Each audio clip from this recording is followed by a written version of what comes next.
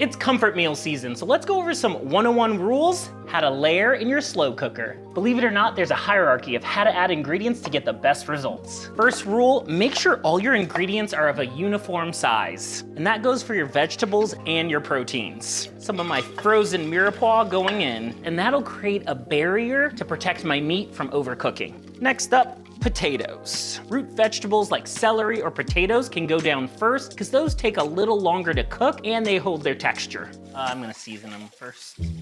Because the internet loves to criticize me for not seasoning my food. Trust me, I season my food, but we focus on techniques here, people, not recipes. Add as much seasoning as you want. Now that's a trick to flavor municipality. For your proteins, choose dark meats, fattier cuts. Those will retain their moisture, not dry out, and be more flavorful in the end. For chilies and stews that use larger cuts of meat, browning is gonna equal more flavor. Doesn't need to be cooked all the way through because we're putting it in the slow cooker. You just want a good crust on it. Yeah, look at that browning. Slow cooker meals are the perfect opportunity to take a few shortcuts. Sauces will go last. This helps with even distribution. Just gonna rinse this out with some chicken stock. Maybe an extra sprinkle or two right on top. Try to keep a few inches from the top, that way you don't run the risk of spilling over. And the less full your crock pot is, the more efficiently it'll cook. This is one of the hardest ones. No lifting, no peeking. Every time you remove this lid, it slows down the cooking. It's a slow cooker after all, so it's set it in, don't think about it. Now avoid dairy in the beginning. Milk, cream, sour cream, cheese, add that at the end of cooking, like the last 15 to 20 minutes. Dairy's gonna break down too much during that long cooking process.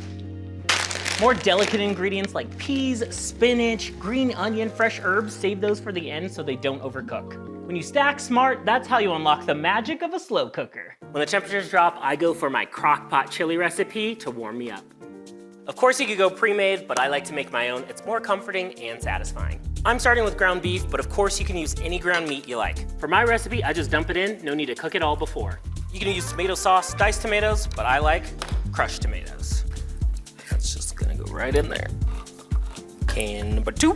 By combining the sauce with the uncooked meat, you'll get a lot finer texture. When it comes to chili, pretty much anything goes, so use whatever flavors you like. I'm using a lot of garlic, onions, celery, and peppers.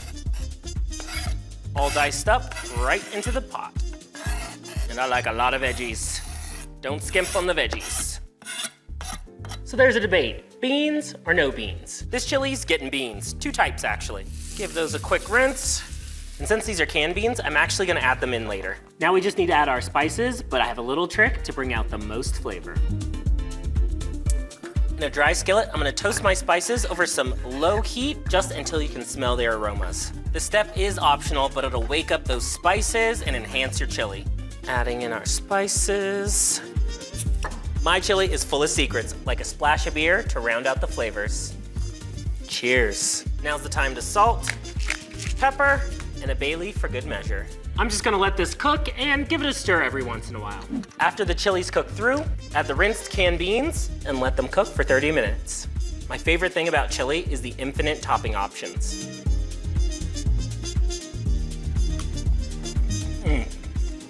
Yep, I'm giving myself the blue ribbon. You've made your favorite recipes, and of course you want them piping hot for your guest. But by the time you set everything out, it can get cold real quick. Here's how to serve and keep everything warm. When I'm hosting, I like to make a game plan of all the dishes I'm creating and how to serve them. Mini dishes can be made ahead of time, heated up, and kept warm in the oven.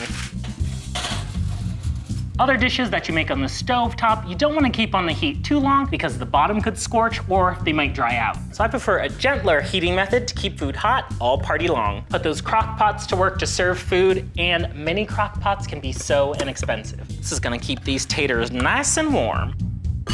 So you probably only have one slow cooker. If you're hosting a party, borrow from friends, neighbors, and family coming over so you have extra vessels to keep all your food warm. That's why you plan ahead. Coming in clutch. I needed an extra, so I borrowed this from my friend Marielle. Even a rice cooker is great to keep things warm. Not just for rice. Oh yeah, that's heating up. Even a heating pad can work to keep your food warm. Take that in high gear and make sure it's on a heat-safe surface. Cover that up with a nice kitchen towel. That's pigs in a blanket on a blanket. The height of culinary presentation. I give that 2.5 Michelin stars. And the reigning champion for keeping food warm at a buffet, the chafing dish. Honestly, these things are amazing. You can use them for so many different events. They're built to last like a rock. I know you're asking, where's the beef? One tip for setting these up, fill it with water that's already hot. Now that will give you a good head start. Sterno's easy to find, really inexpensive to keep that buffet hot. It's so easy. What you bake in, you can serve in. That steam is a gentle, even heat to keep everything nice and hot. And that's how that's done. Ooh, all my favorite Never foods. It tastes good. Trash cans are out, food is done, playlist, check. Everything's ready. I forgot to send you an invitation. Transferring food from home to a potluck or a party can kind of feel like a Squid Game, trying to avoid spills, splashes, and all sorts of mishaps. Here are some tips for transporting your favorite recipes. From casseroles to your favorite baked goods, you just don't want to throw those bare in your back seat. So protect that precious cargo so it makes it to its final destination delicious and intact. I like to make sure anything I'm transporting to a party or event is in a microwave-safe dish or something I can pop into the oven to heat up. Let your dish slightly cool and then loosely cover it. This helps avoid buildup of extra steam and condensation. This helps retain heat, but that extra moisture can escape. For packing everything up, I love an option like a collapsible crate or even a cardboard box. Any kind of container you have laying around the house can work. Line with a towel to help pad everything out. That'll help protect everything and soak up any potential splashes. And some cardboard to make layers for stacking. Another towel to insulate and prevent clinking. Tuck that right in there. I'll read you a story on the drive. And don't forget any serving utensils you may need. Even use a cooler. It works for hot food, it's insulated, and will help protect all those recipes. Don't forget those tools. Ready to go. Some slow cookers are made to move with a latching system. Others are not, but we can fix that. Cover for an extra layer of protection. Careful if yours is hot. Now rubber bands are the hero to keep that lid in place. Stretch Armstrong. Reed Richards. Toy as a toy guy. I also like to pack this in a crate or a box. It's added protection and will prevent it from sliding around. Easy peasy. Pies and baked goods can also be tricky. I like to use a container with sides that's roughly the same size. I had this in the garage. It's the perfect size. I just gave it a wash. You can use a towel to line the bottom, but better yet, I like a piece of grippy shelf liner. Not going anywhere. Some wax paper or parchment to protect the top, just loosely covered. The last line of defense. That pie's gonna be pristine when it gets to Grandma's house. With all this packed so well, it could survive a trip on Rainbow Road. Here we go.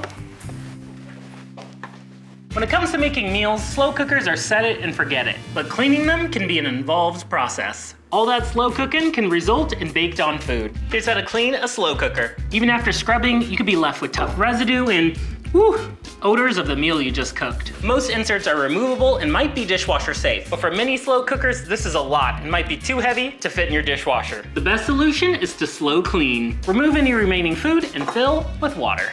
Cover any residue or just an inch or so shy from the top. Add your favorite dish soap. Shut it and let it clean itself. Set it to low, then let it do its thing for an hour or up to 4 hours for really tough messes. Steam will help clean everything and that soap will break down all the greasy residue. After the time is done, just unplug it, let it cool completely, and all it needs is a quick rinse. What does a sloth use to cook its meals? A slow cooker.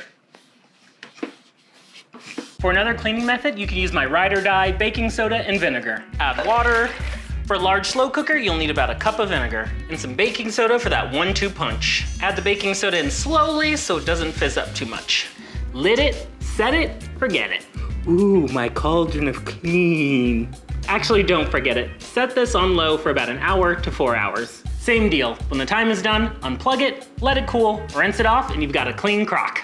Nice and clean, Grandma would be proud. Always watching over me.